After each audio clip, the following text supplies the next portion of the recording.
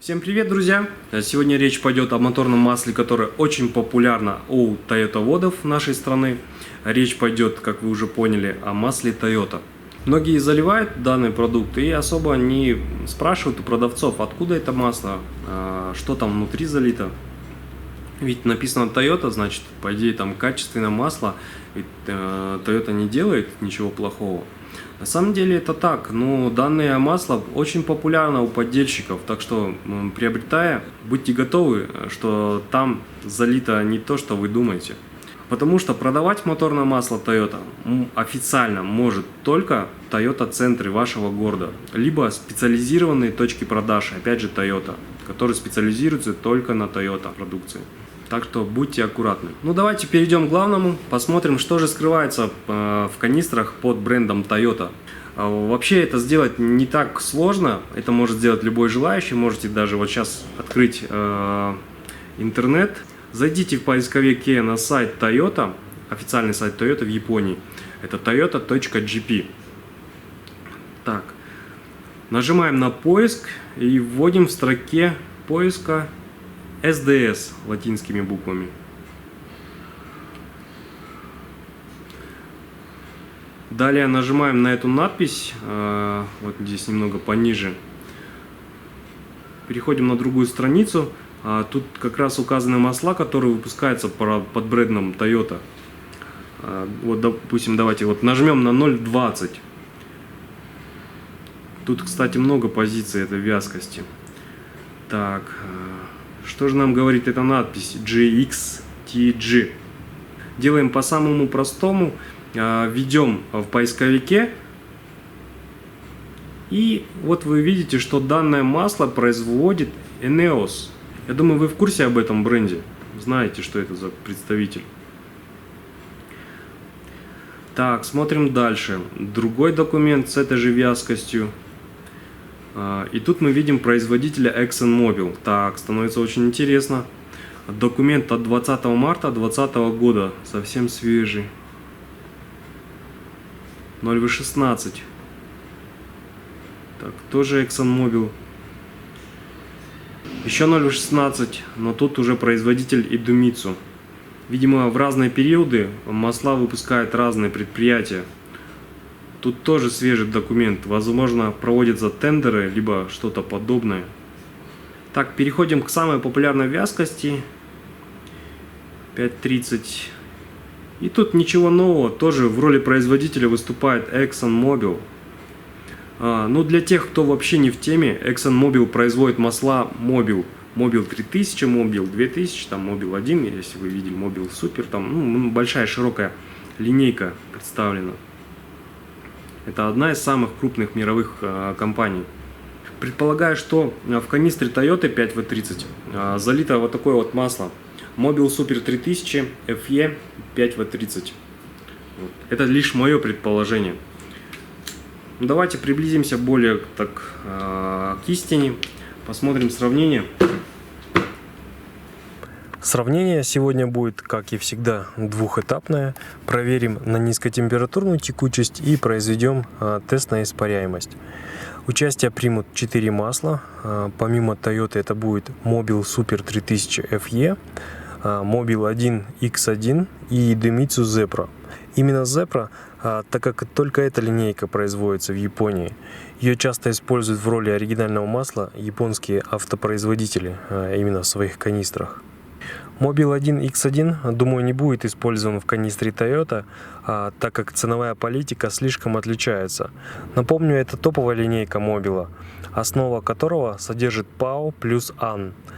АН – это алкилированные нафталины, они не дают агрессивной четвертой группе разрушать резинотехнические детали двигателя.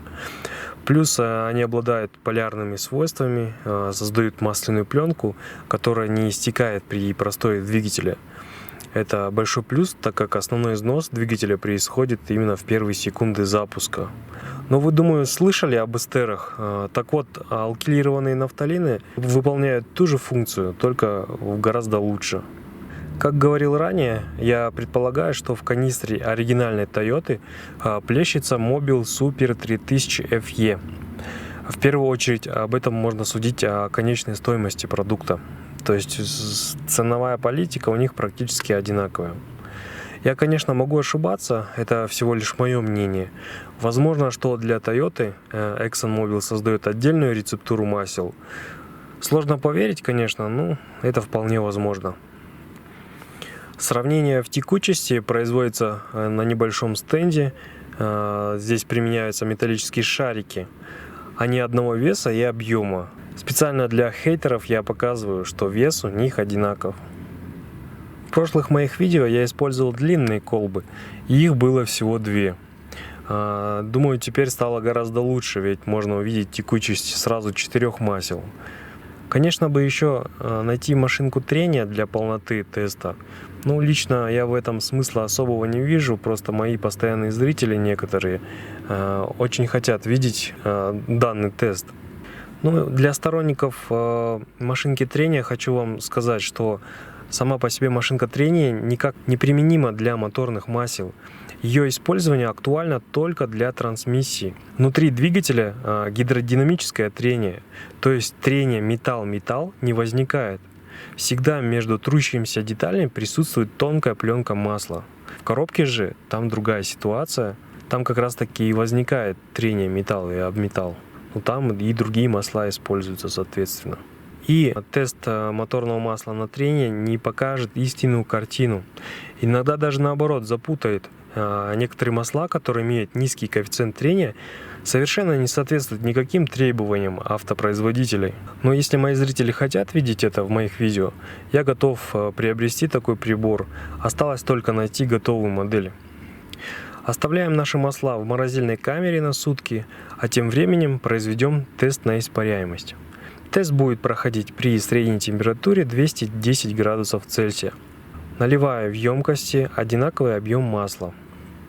Он равен 100 грамм. Тщательно все взвешиваю. Позже каждую емкость снова взвешиваю, так как вес стаканчиков немного разный. Все записываю, позже сравним результаты. Съемка проходит в ускоренном режиме, так как это достаточно продолжительный процесс. В прямом эфире не хватит терпения ни у кого смотреть.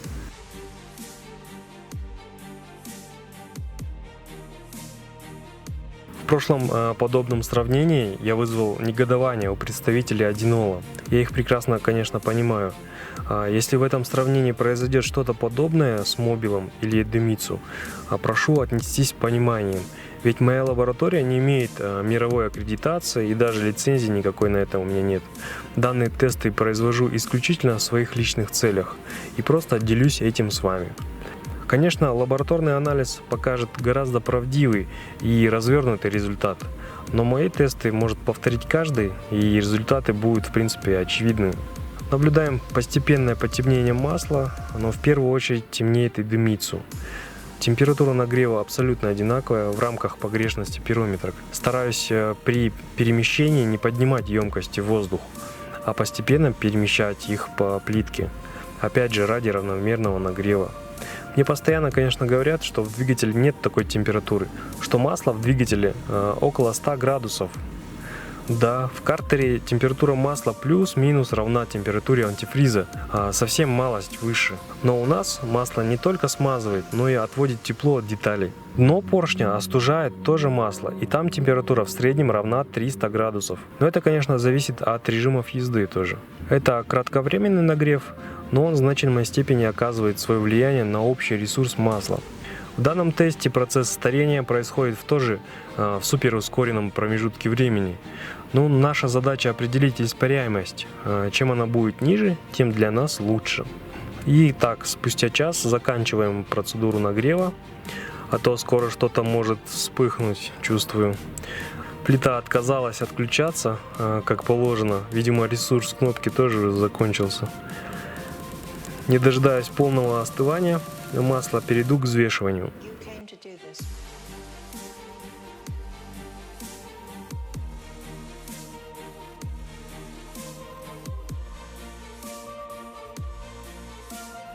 Итак, посмотрим, какую мы имеем потерю массы.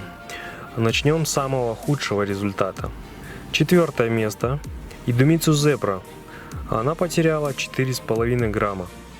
Третье место с незначительным отставанием Mobil Super 3000 FE с потерей 3,6 грамм. Второе место почти наравне с третьим, и это Toyota. Она потеряла 3,57. С учетом погрешности, я думаю, это равные показатели. 3,6, вот Mobil показал, и 3,57, то есть там 0,03 грамма.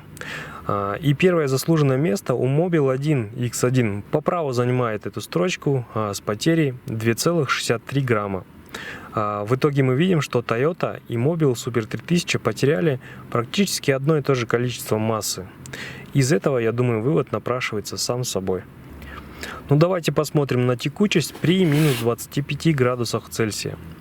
Масла очень густые, сутки прошли, очень хорошо промерзли. Данный тест не показывает полной картины характеристик и состава масла, а лишь показывает нам, на каком из масел будет легче запуск зимой. Так, смотрим. Toyota немного отстает от Mobil Super. Я надеялся, что результат 100% совпадет, как это было в тесте на испаряемость. Но здесь не так. Третье место Idemitsu. И самый последний приходит у нас Mobil 1 X1. Проверяем на прозрачность. Mobil 3000 мутный, как и Toyota. Что сказать, чистый гидрокрекинг. А Mobil 1, напротив, сохранил изначальную прозрачность. Это говорит, что в базе действительно присутствует пау-синтетика. Напомню, это 4-я группа базового масла. Idemitsu также стал мутным, как и наши победители. Давайте еще раз проверим.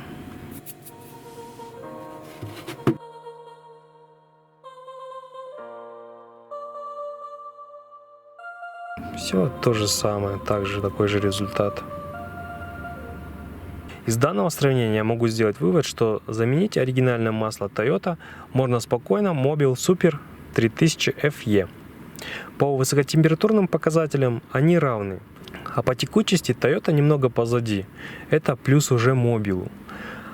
Окончательный выбор делать, конечно же, вам, покупать ли оригинальный тойотовский продукт или же брать масло от изготовителя. Главное это не нарваться на подделку.